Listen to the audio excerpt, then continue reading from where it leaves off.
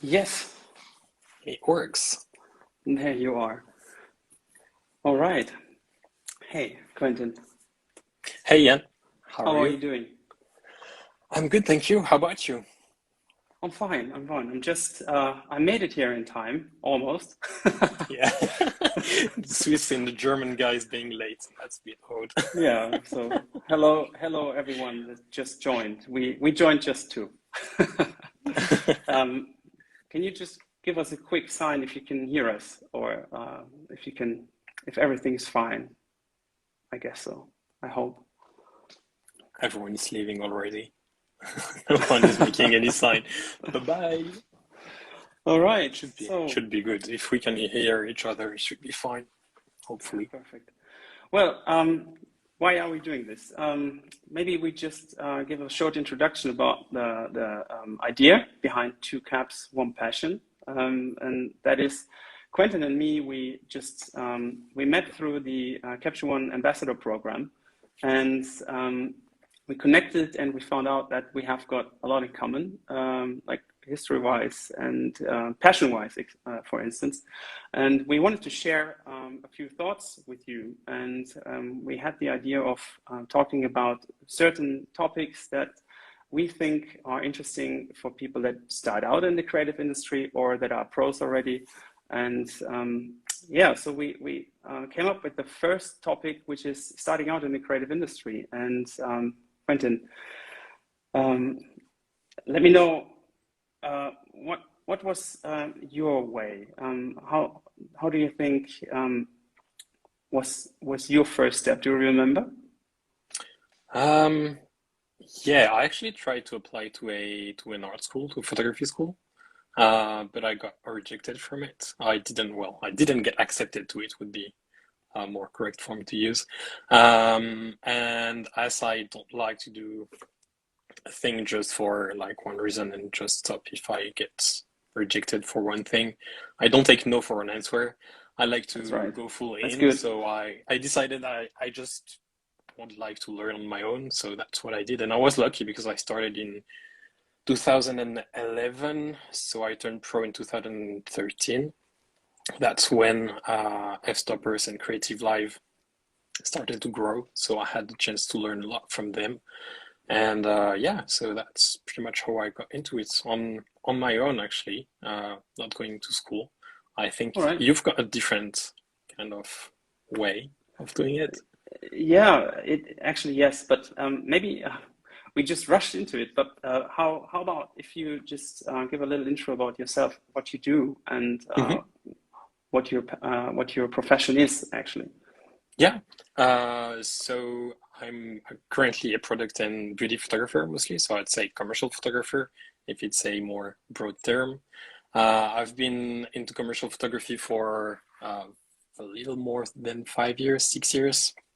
Before that, I used to shoot weddings. I've done both weddings and commercial work for a while, then stopped weddings because I got a bit tired of the schedule I had because of it. I wanted to get a bit of the summertime for me. And yeah, so I also did retouching for a while. I actually got into retouching before getting into photography. Interesting. That's, Okay. yeah, yeah, that's the IT past, I guess. I was into web design as well, so I had to learn Photoshop. And then from Photoshop, it was an easy transition into retouching. And then from there, getting interested into photography. So yeah, Okay. So that's your passion. And yeah.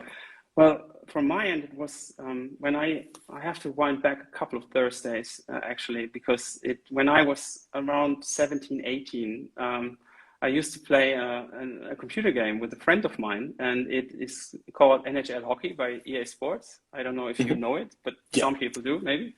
And this was back in 98, I think, yeah. And then back then we wanted to have our own jerseys in the computer game, and it wasn't possible. So there was nothing that you could adjust or so. And so we were taking the game apart and searching for the graphic files, and we found some, and then we needed to find out how to change them. And actually, there was no Google back then. And can you remember that? No Google?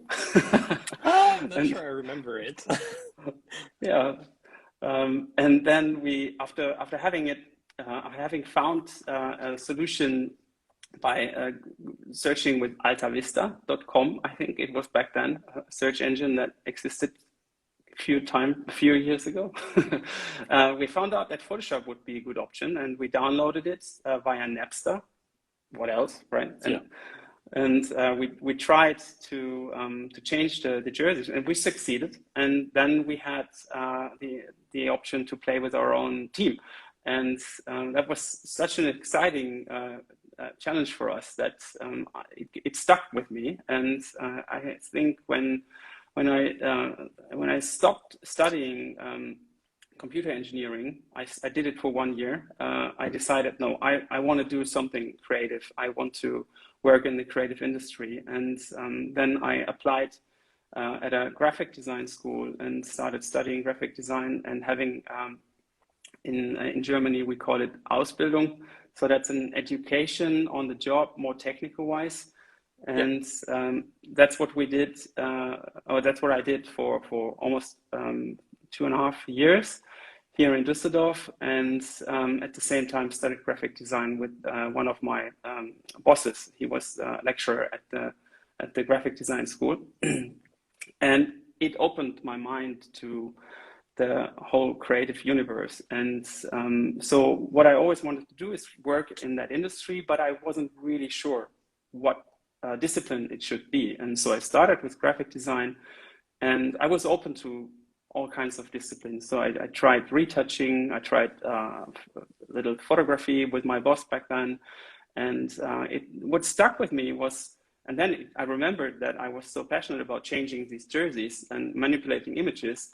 And with working in an advertising agency back then, I had connections suddenly with artists that were able to do things that I never saw before. So there was, the fire was ignited, and I tried to follow along. I tried to find my way through Photoshop, and that was fascinating me. A couple of years forward, then I think it was back in 2006 or 7.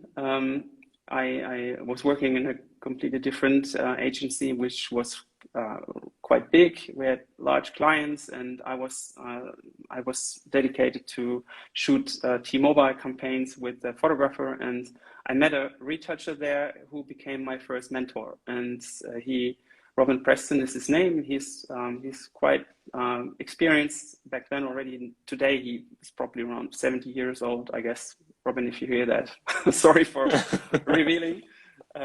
But no, he's a really fascinating person with a lot of skills, and he showed me the beauty of the retouching world, and I was fascinated by it. So I decided that this is what I want to do, and that's how I got into it. And I was trying to work on every Photoshop project that was in our agency, and from there on, I always didn't get those really high-end jobs because they were given out to retouchers. And so I decided, well, that's obviously what I have to do. And I became self-employed in 2009 and started retouching only in 2011, I think, or 2012.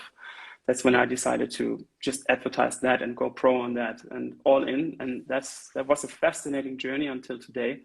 And so in the end, I made many experiences, and I changed course over the times, but eventually it was happening that I became a pro retoucher, and this is one of my biggest passions ever. And I'm really happy that I can do that for a living, and that I have had the possibility to work with industry partners such as Capture One or Wacom and meet people like you, where like-minded people connect, and then have the option to work together and grow together. And this is what I think is one of the biggest experiences I had, or the biggest aha moments, of course, that there's no real competition. It's everybody is in the same boat. Of course, there are people are competitive. That's true.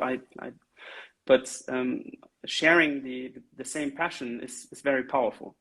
And that's do you have the same experience? Yeah, that's so true.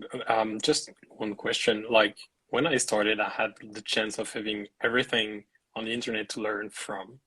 Yeah. When you got into it, it was a bit earlier than me. It was kind of the beginning of sharing things on internet. I mean, Yeah, early it's true. 2000 stuff. How do you feel like um, your learning has evolved through the years? Because I guess you had to learn new stuff, and the way of learning has changed as well. Absolutely. So when I started out, I had to rely on people that were in my close proximity, where I was able to actually talk to. And Yeah. there was one girl that was quite advanced in Photoshop, but she left very soon after I started in the one agency. And I had to learn from books. That was a thing back then, actually. It was a thing. And there were these round things called DVDs that was quite in fashion back then, and That we used to remove the birds from the garden now.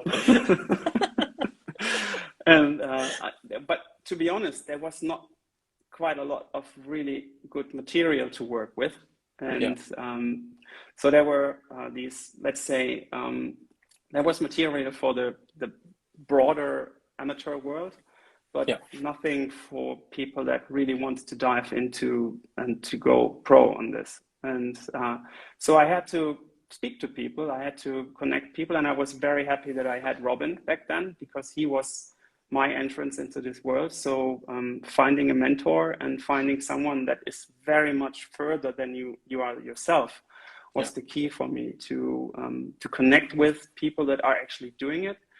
And suddenly YouTube came along, and but people didn't really adapt to it yet. So there were more advanced DVDs, and at some point when the internet was fast enough, there were the first people that started to actually stream, no, not stream, but to offer online coachings via Skype or other communication platforms. So I tried to reach out to professionals around the world and hired them for giving me like one-on-one lessons and sharing their craft and passion with me. And that's one thing that I realized quickly, that if you just ask, people are most of the times very open if they have the time, or if they have a side business like teaching. I met a lot of people that were very much open and willing to teach and share their knowledge, because they realized that by teaching, you give something back, and that's a huge driver for me too. That's why I do that, why I love to connect with people, to explain. And I guess that's also one of the things why we met, right? Because we were asked by Capture One if we were interested in communicating with the creative family to how to improve not only the software, but how to improve skills, how to improve creative vision and bring people together. Yeah, that's so true. So that's the shift of the options that I had, and it must sound like I'm really old. And no, it's just interesting because even when I started in 2011, I still bought some books as well. I read some of them. Some of them are still on my bookshelf. I've not got through them yet, but I also feel I lived kind of the same thing, but in a different way, because I feel like at the beginning of the internet sharing trend, I'd say, the stuff that was shared wasn't always the best. Like, it was good stuff, but a lot of poor content went on the internet because some of the pros didn't feel like sharing. They felt like it was just giving away secret for nothing, which they didn't want to do. And I feel like COVID has changed that a lot, because some of the pros realized how much some people would make in terms of money on YouTube and on the education side. And just a bit before, I felt like there was a shift, but I feel like during COVID, it was even stronger, because then people realized money-wise, but also community-wise, that if you were closer together, then everyone would grow as a whole and not just a single person would take out of all the business, which was interesting because I mean, even some agents got into the educational stuff, which I feel like it's interesting to get photographer reps to talk about money, to talk about business, to talk about marketing, and to offer new services like temp repping instead of just repping. And I don't know, I feel like there's been a shift over the past 2-3 years as well, which is big and interesting because I felt like before it was getting easier to get into like the photography and creative industry as a whole. But I feel like it's getting more interesting now because we can learn from the best and we can get like the best skills on the internet. And then what matters the most is what you do with it and not who takes time to learn, and it's more about your skills and how you improve them rather than just oh, you don't speak English so you cannot learn because all the content is in English. Nowadays you can find content in German, in French, in Chinese, in whatever language, and you get stuff to translate videos, and it's extremely interesting. I feel like the knowledge is a lot more available now, even more so than when I started out. So it's interesting to see how it changed for you, but I feel like it has changed as well, and people don't even realize it. It did. And you're absolutely right. And one thing that I noticed in addition to that is back then, there wasn't much quality material. And today, there's so much on Photoshop, on retouching, on photography, or you name it, whatever topic you want to choose. So YouTube is full of information, and I think nowadays it's kind of hard to find the really good stuff. And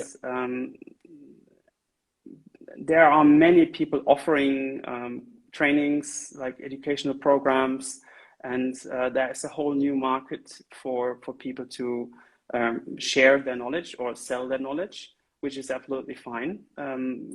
If someone puts all its energy into creating a course that is really valuable, by all means, I was always happy to pay for knowledge because this is how I got to where I am.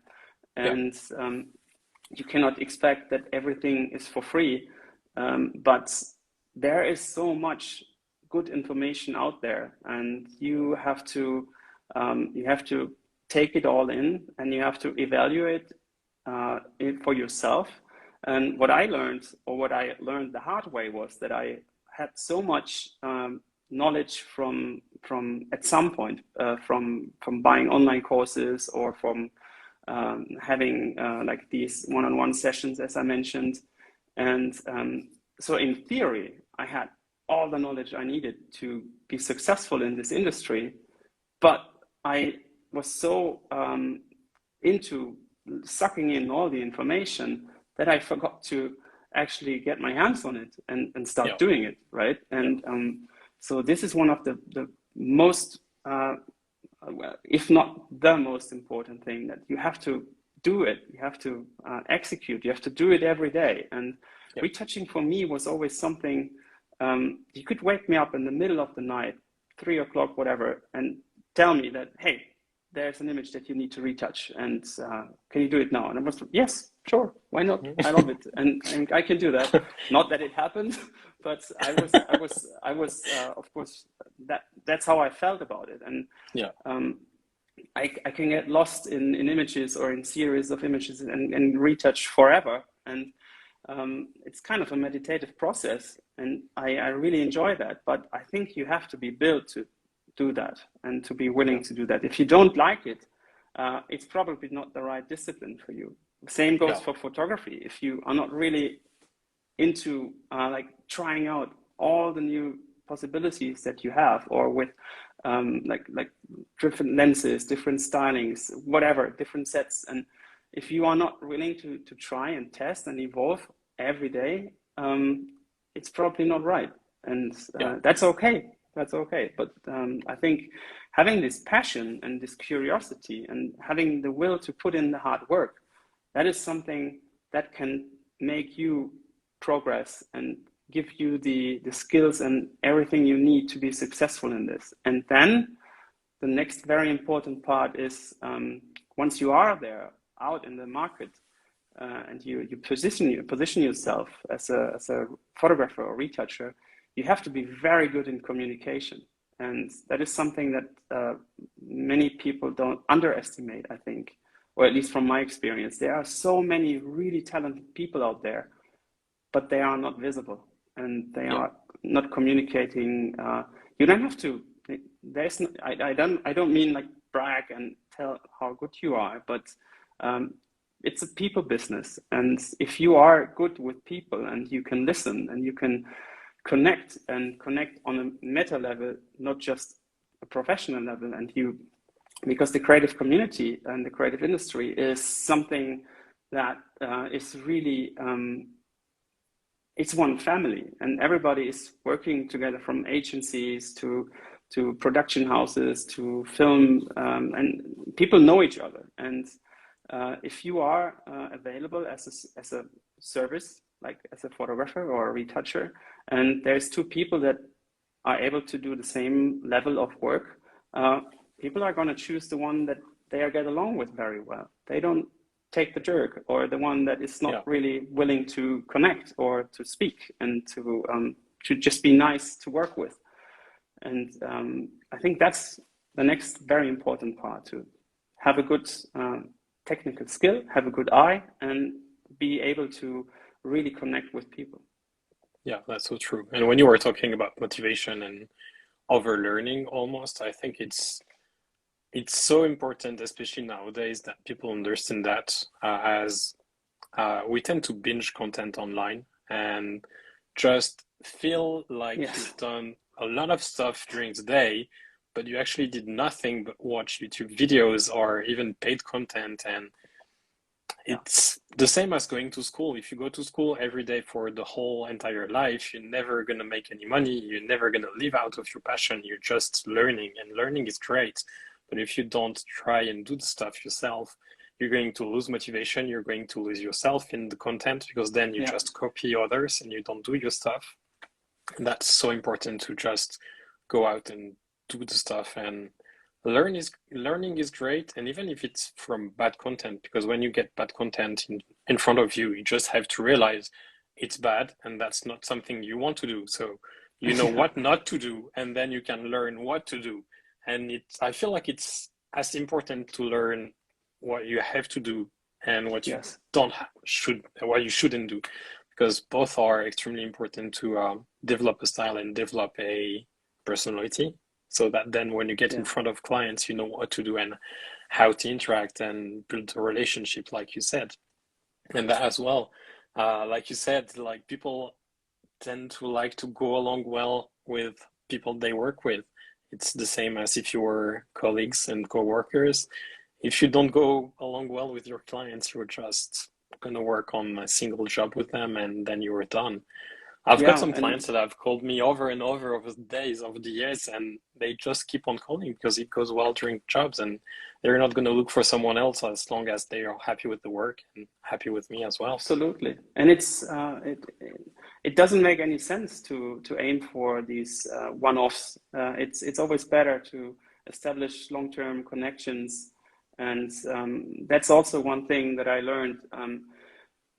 For me, the price is not the most important thing. Of course, the value of the work should be like balanced with the price. That's fine, and it goes with experience. It goes with the eye that you have and the style that you have and the technical skill. But price is not the most important thing. It's the connection and the relationship that you have. Because if there's a certain level of trust from the client to your end, and vice versa, that is something that is unique and that no one can take away from you. And as long as you're committed to just always give your best and take this serious, then I think there's no issue with that. And of course, some clients, and I think everybody, you and me, we had this experience. They are only looking for the cheapest price, but it's fine. One has to let go, and it's not every client and not every relationship is there to last forever. it's always good to make some experience and to grow from it. And I always consider it as driving with a bus, you know. So you step in, you drive together for a few stops. Maybe someone gets out, and maybe later he gets back in again. And that can happen. And even if it doesn't happen, it's fine. Everything is there for a reason. And those relationships, I think, are the most important things, especially if you are freelancing, or if you're a tiny company, or if you are like a photographer that works with different clients. And but then again, it always is also in relation with where you want to like grow your portfolio to, because maybe you're trying things out and you find out that you like something else better, or that you like want to switch disciplines and find a new challenge. It's all fine, but it's kind of a strategic decision then, but always playful and with the curiosity, and always, as we already said, the willing to put in the work. Yeah.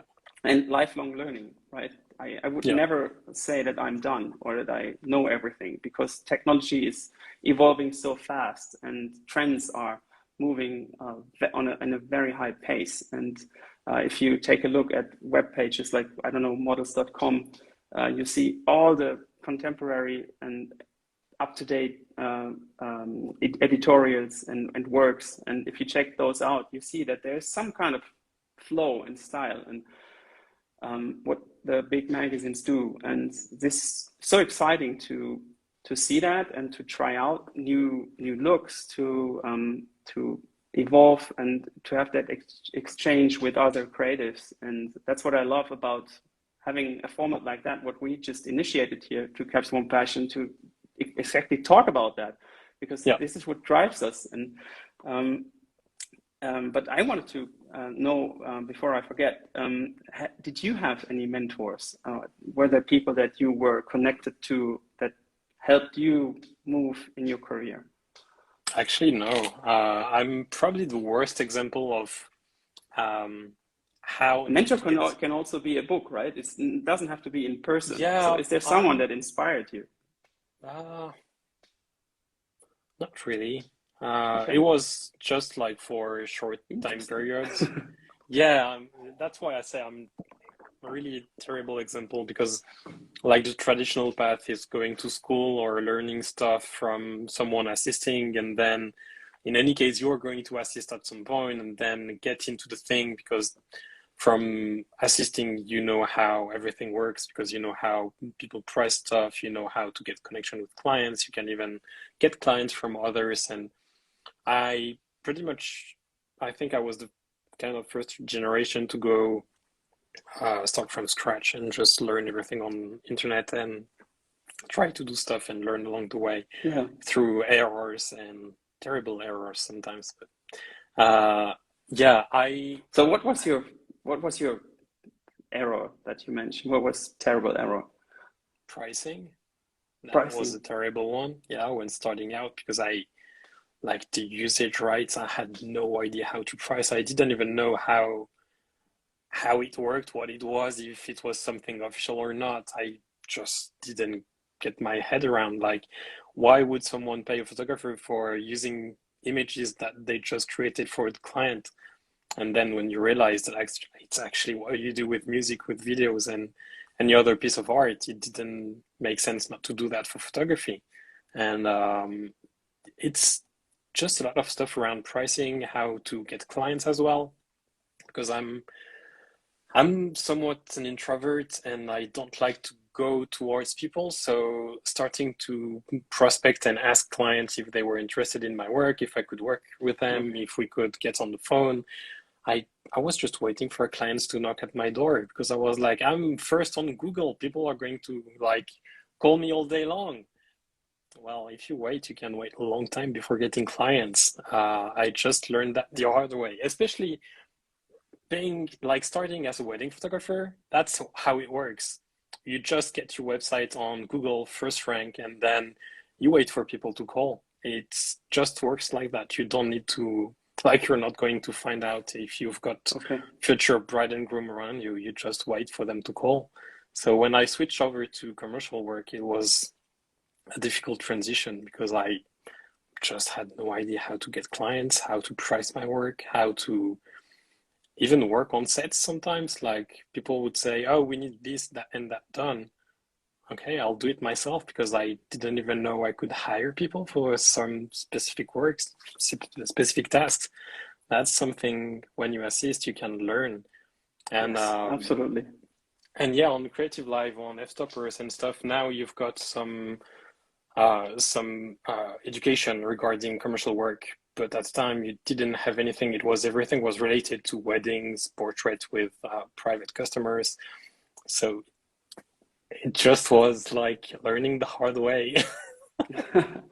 But look, you made your progress and you found your way, and there's nothing wrong, I guess, with learning it the hard way. I had the same experience, you Yeah, know, and it's part of that. But eventually, you learn that connecting with others in the same industry and with a higher skill level or more experience can be very beneficial for both sides yeah, because more experienced people like to, of course, talk about their way and talk about the things that they have learned on the way, because we are working in an industry, especially in commercial work, where the result of the work it vanishes very fast. It's not something that lasts for a long time. If it's a campaign, it's there for, I don't know, 10 days or something, and it's out there, and then it lives on your website. But it's nothing that has a true value to the world anymore, right? So yeah, it has its purpose. It's fine. You can have a mixture, and that's what I like to do myself, working with commercial jobs and artistic jobs, or editorials, or with artists that create just beautiful work, and that is a different approach. But what I wanted to say is that people that are very experienced, that have learned everything that they need for executing the work in a very professional way, they know that this vanishes very fast, and they are happy to share their knowledge and pass it on to the next generation, or team up with younger people to find out about new innovative ways to improve and to find out something new. Not everybody, but there's so many that yeah, are really happy about sharing and evolving and creating something new, because it's this kind of passion industry. And I can only encourage everyone to just reach out, and don't reach out to one person. Try, I don't know, 100, and yeah, there will be a few that will connect with you. And don't get frustrated if this one or two persons are not responding, because it's everybody is busy, and but if you are someone, it was the same with Robin and me, right? Robin didn't actually have time, but he allowed me to, you know, just sit there and watch over his shoulder, and I could ask my questions, but he never really showed me everything. He yeah, gave me some nuggets, and I was allowed to play with them, and I made my way by try and error, and yeah, but I had this proximity to him, and I had the option to learn, and by having this person that I could always ask, and he was responding when his time was right. That was something truly valuable to me, because I then had the option to have all this experience, and whenever I had a project or something that I didn't get like really to where I wanted to be with it, he was there to help. But in return, I could be valuable to him in other parts of his jobs. So I created, with my background in art direction, I had something to offer that he didn't have. And I created some campaigns for him, some communication strategy and things like that. And I think there's always something that you can connect on or with, and that you have something that you can actually give to the people. And having the expectation of only receiving, I guess, will not really work. Yeah. Especially in a longer mentorship connection. And but if you are willing to, commit yourself to helping too, and the doors are open. I think there's so many people that love to share their knowledge and have this kind of mentor-mentee relationship. Yeah, that it's something I didn't realize when I got into it. I realize it now talking with others or in the industry as well. I'm just also amazed, like you said, how could I say that? Like the motivation and how you have to show it to get the doors open. Because I feel like some people just seem like you're going to write an email and you're gonna get to assist someone if you just send an email and say, "Hey, Yeah. I want to learn."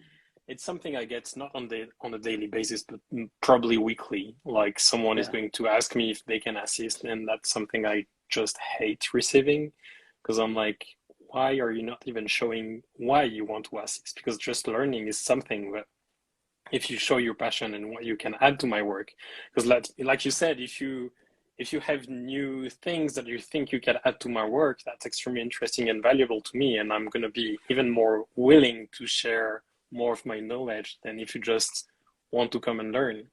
Absolutely. Yeah, that's interesting as well.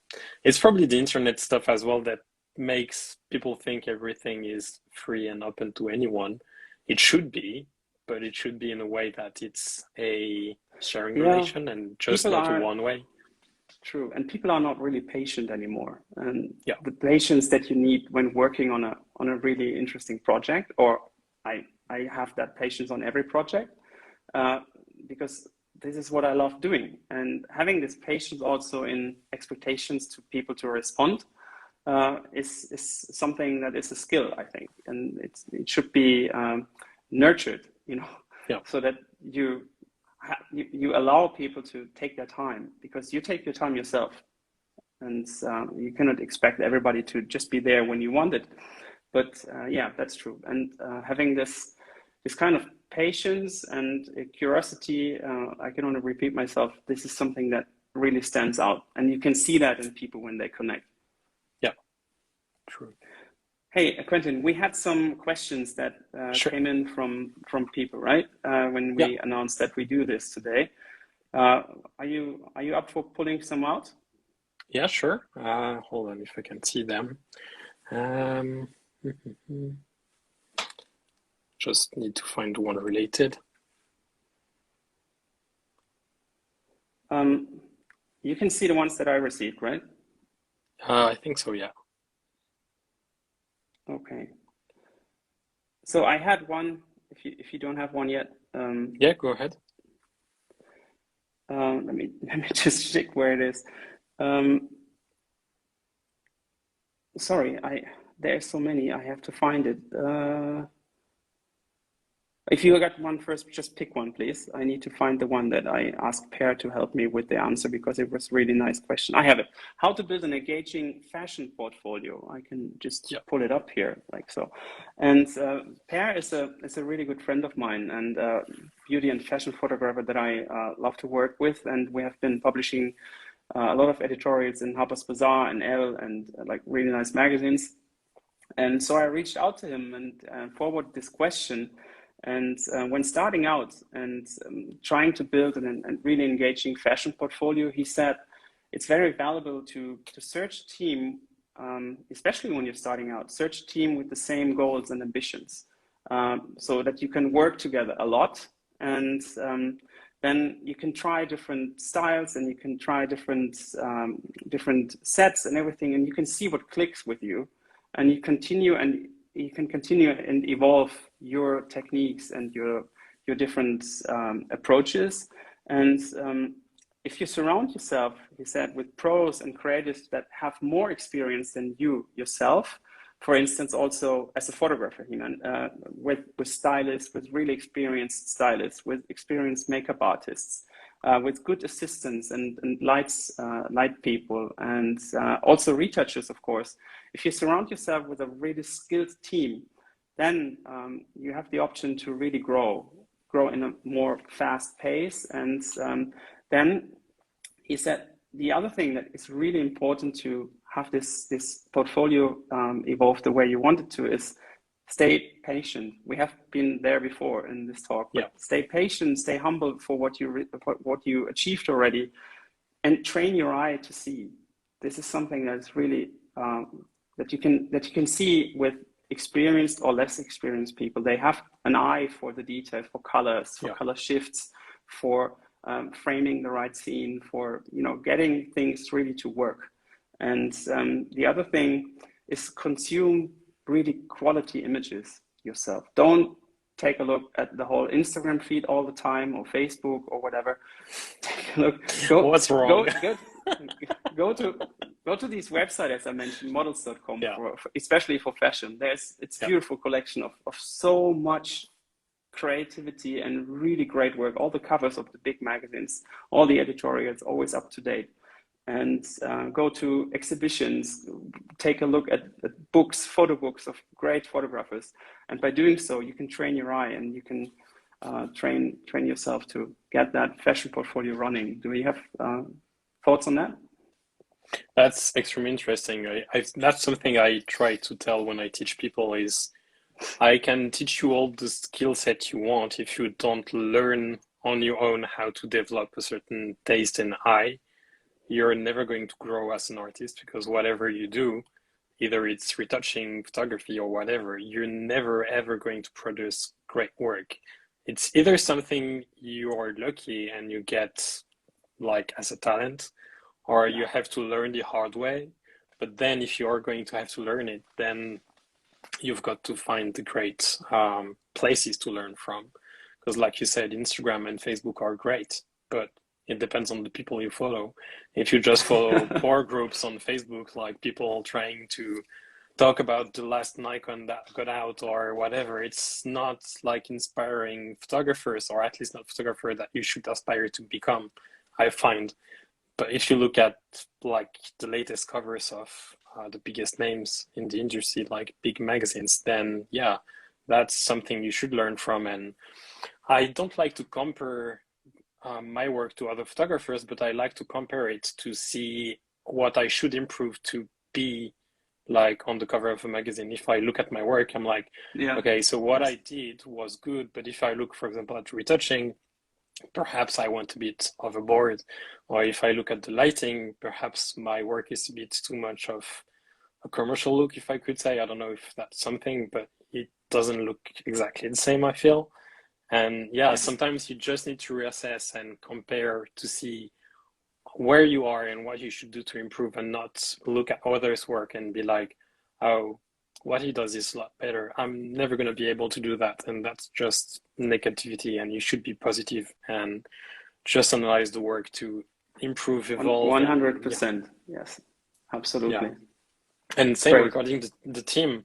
Like you said, you should try to find people that get you on a higher level, and learning from people that are better than you is extremely interesting. I had the chance to work with a makeup artist that's known internationally. She's worked on a lot of great jobs, and I learned a lot from her, because just looking at my work, she could say, oh, that doesn't work, that you should add that, do that, because she's got a lot more experience than me. And when you get someone who's got more experience than you on set, you should just be humble and listen to what people say, and not be like, oh, but I know better, because that's not a great way to communicate with others on set, and not a great way to improve either. So yeah, yes, definitely. That's true. All right, great. Shall we pick another one? Yeah. Now you pick one, please.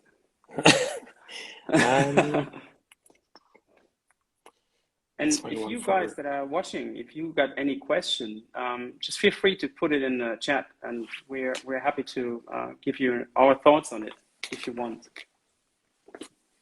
Okay, it's not. it's not exactly the question, but I'm going to take it and try to make it a question, because everyone is shifting to videos nowadays, and retouching as well as photography has no future. So I guess our jobs are over. So let's turn that into a question. If video and CGI are growing the way they are right now, photography is obviously sharing his budget with other medias, and photography is becoming smaller and smaller, I guess, though budgets are still there for some jobs.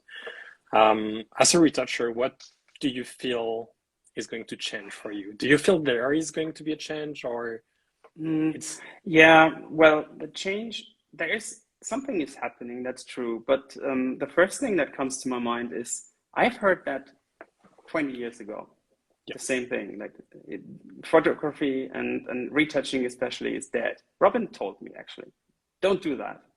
It's dying. And I said, no, I don't think so, because there's always the need for pictures, and pictures, as long as they are taken digitally, will always be retouched or processed or worked on. And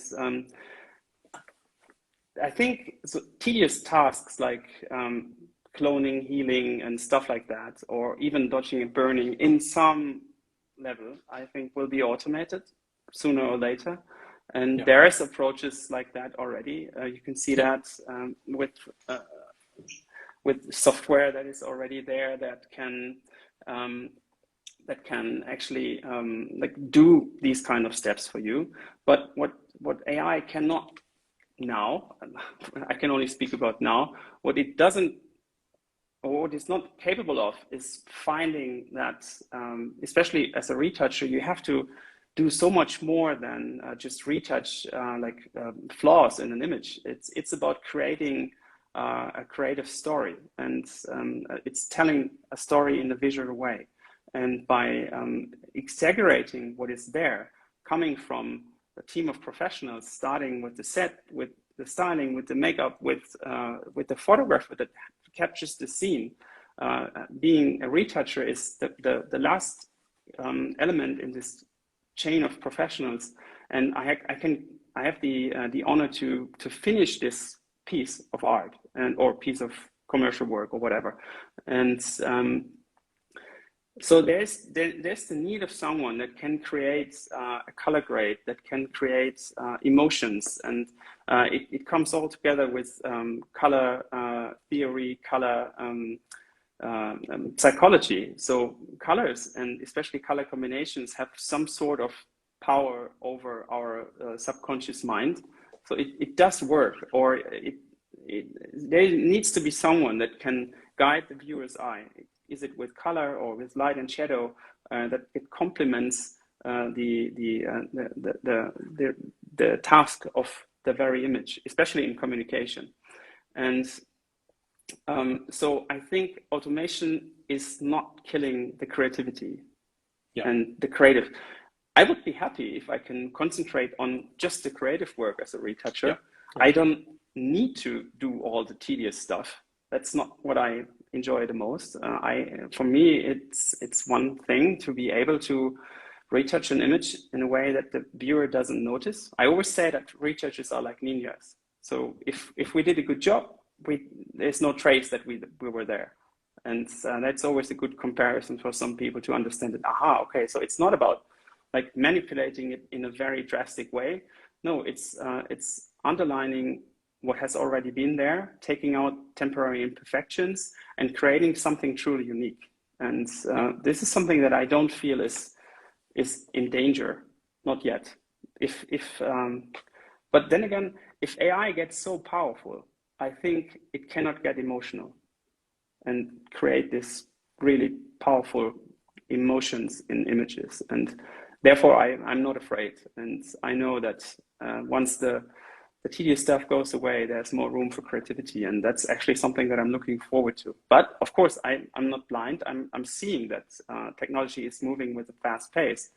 But people are human, and people are having this kind of emotion and sense for creativity that AI doesn't have.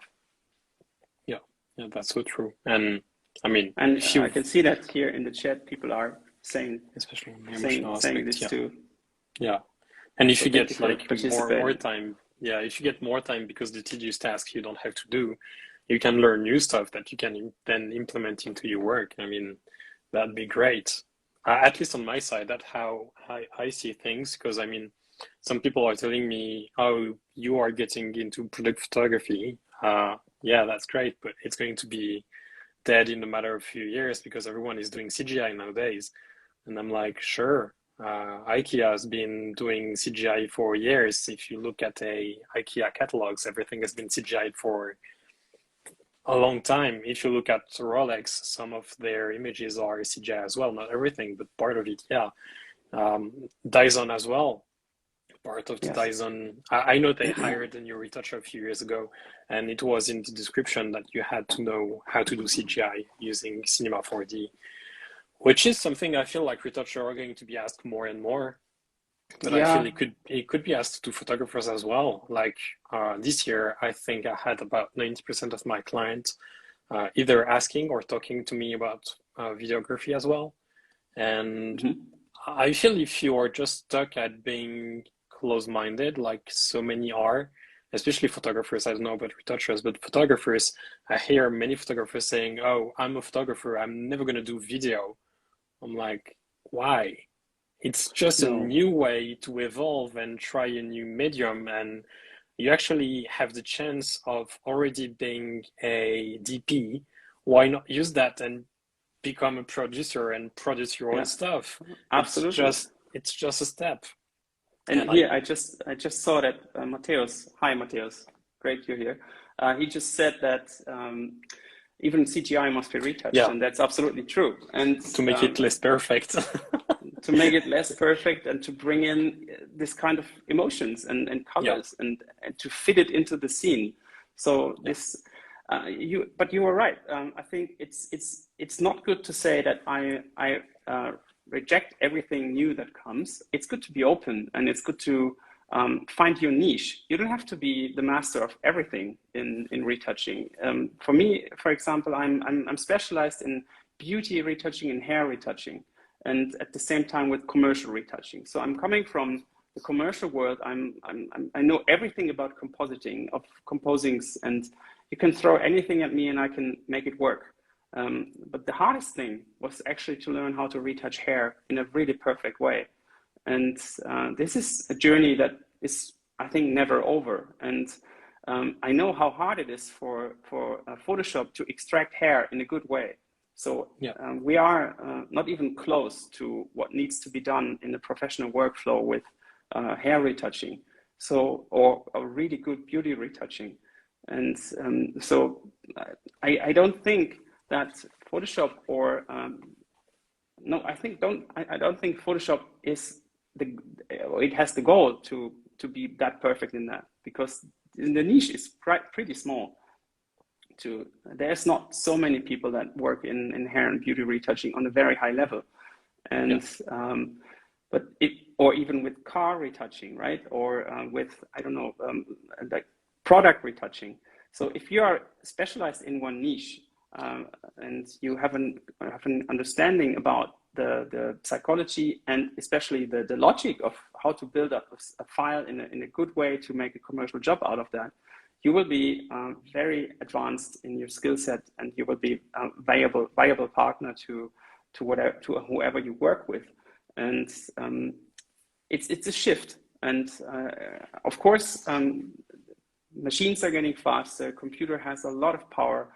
There is so many intuitive programs that come along, but there is a difference between the amateur and private world and the commercial world. And it's very exciting to see and to see what happens in CGI and what is possible. And I love that. I love this kind of evolving technologies, and I'm very open for that. But I can only say that from my end, retouching on a very high level is something that, and I guess you can agree, that takes a lot of practice, takes so much experience, and having the eye to actually see these small nuances in images that if you don't have that, you will be exchanged fast. You have to build up this knowledge, and you have to put the hours in, and that's something that we pointed out as a next topic, right?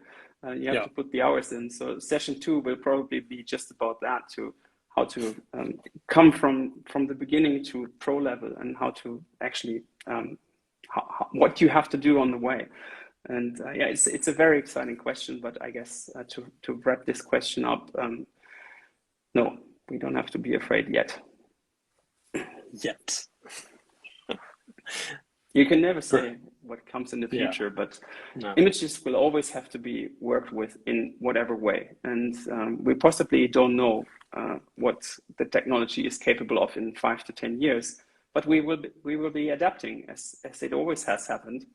And if you deny technology, then it's going to be hard for you. But if you're open for it, and if you just put the hours in and stay with it, it's going to be fine. I'm certain about that. We're going to have to wait a few more years. Yeah, sure. I mean, Tesla has been saying they would have self-driving car for years. It's still not around. So let's wait for retouching to be automated and CGI to take over. I'm not sure it's going to happen just yet. Do we have more? There were so many questions. We can pick 1 or 2 more, maybe. Sure.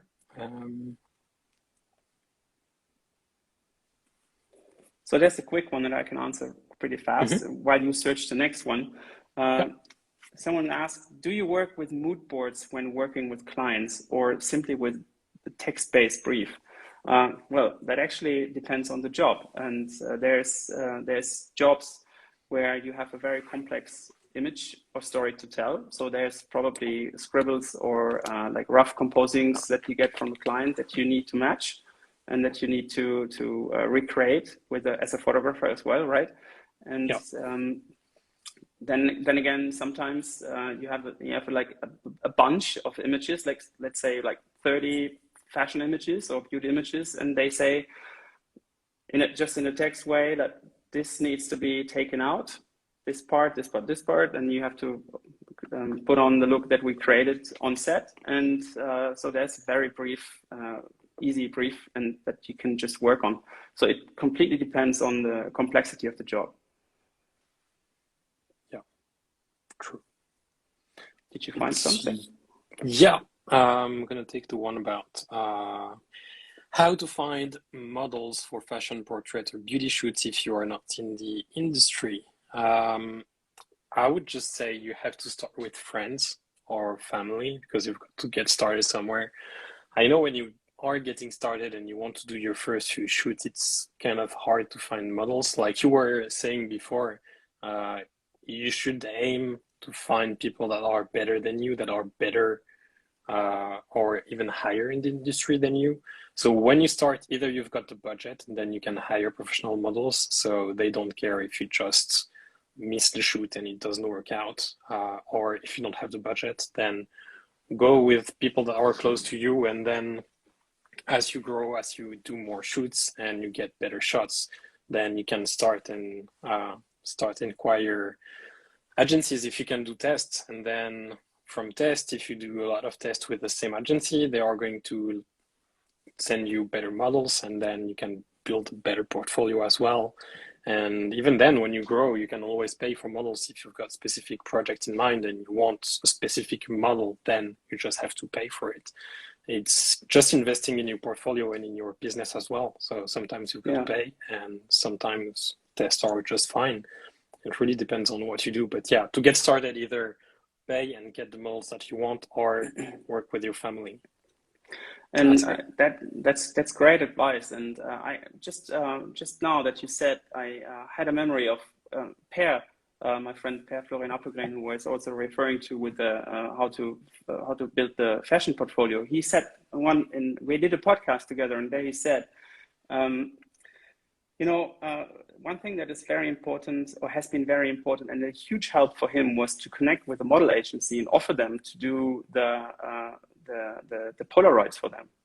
Yeah. So he got to know every new face that came in, and they connected, and so they had a very close relationship, and they so they were willing to give him the models for free or for a really decent price when he was asking for like these free projects. And that was really a mind-blowing advice that you can wrap around your head about how to get those, but sometimes it's just the completely opposite thing you do. You just approach someone that has the resources and you offer them something that they need, and you get back something in return. That's the same with helping the mentors.